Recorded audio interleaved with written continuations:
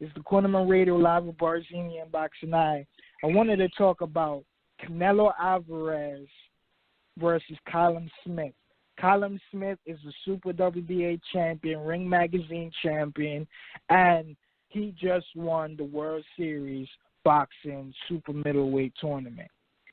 He also knocked out Rocky Fielding in the first round last year, and that was the most fun, amazing first round I've ever seen in my existence of fighting. Maybe I've seen much I can't remember, but right off the dome, that was a good fucking first round, man. But I feel like Canelo should have fought Callum Smith because they got a storyline. Canelo knocked out his brother Liam Smith. Callum Smith is the real WBA champion, the real WBA champion, not that fake-ass regular WBA title, secondary title. Then he ain't no real champion. Rocky Fielding, I know, no knock to him. I know he wants the payday. He's been lucrative on trying to fight big fights this year. He got a good win beating Tyrone, so that is his biggest win. But I don't care about that fight. Callum Smith and Canelo makes more sense. You know what I'm saying? Canelo beat his brother. Callum Smith want revenge. He's a tall monster, and Canelo showed he took 1 year off with a knee surgery and defeated and beat down Triple G. You know what I'm saying? And showed him who is the true Mexican, who is true with the Mexican style. This fight could have sold. This was a amazing matchup for the both of them. But we all know Canelo don't want to fight those big fights, man. He know Callum Smith will beat him. I don't believe Canelo can beat Callum Smith, bro. He probably can beat maybe everybody at 160, maybe. But he can't come out here and fight these big boys at 168. That's why he's fighting Rocky Fielding right now. He want to get the test out 168. He fought Chavez in a catchweight at 164 or 165. I don't remember the exact. Callum Smith will make him pay for what he did to his brother. And that's all I got. You can explain your thoughts right now. Well, I agree with you. That would have been the better fight, 100%.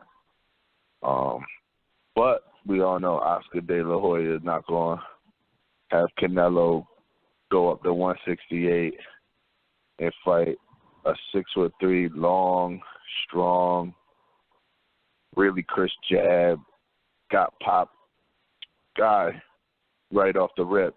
You know, it's too risky. The Golden Boy and Canelo, you know what I mean? It's too risky. A guy like Rocky Fielding, you can see how Canelo does at 168.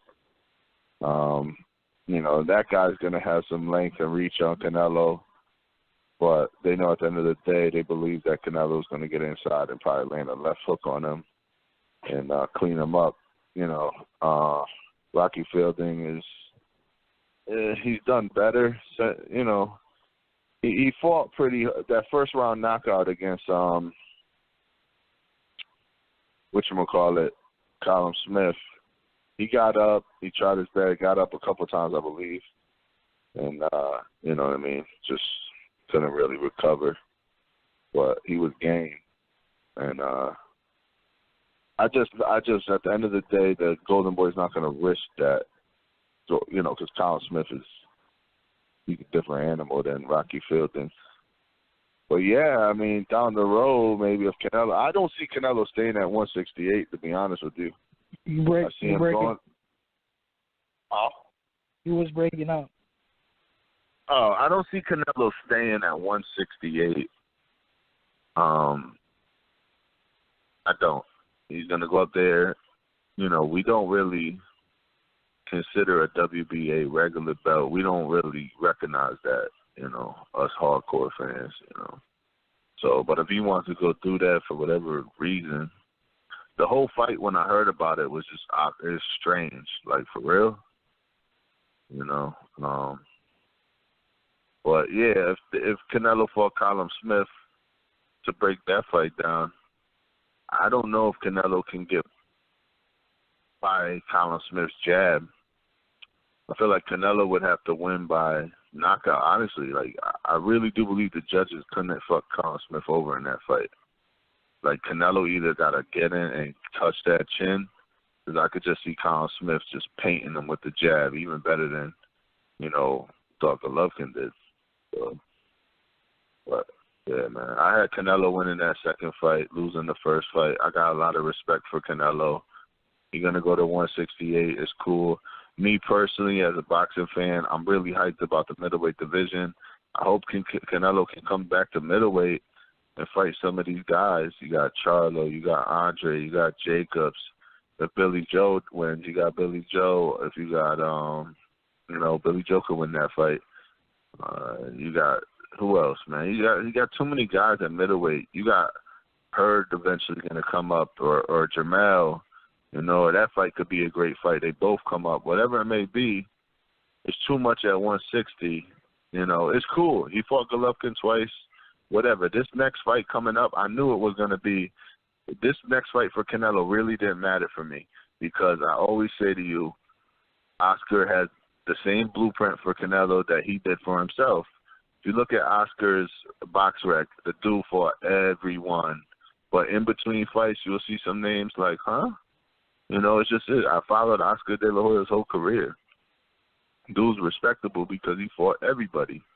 You know, Canelo, at the end of the day, I believe we can say, you know, he's not literally going to fight everybody, but he's going to fight pretty much 90% of the guys we want him to at the end of the day. So I don't think we got to worry about it.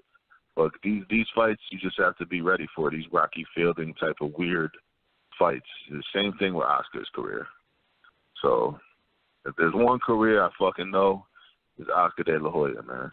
You know what I mean? I started boxing in 1994, became a fan. And I've been, you know what I mean? And that dude jumped on the scene. Oscar De La Hoya, the Golden Boy, jumped the scene around then. But yeah, man, that's it. That's all I got.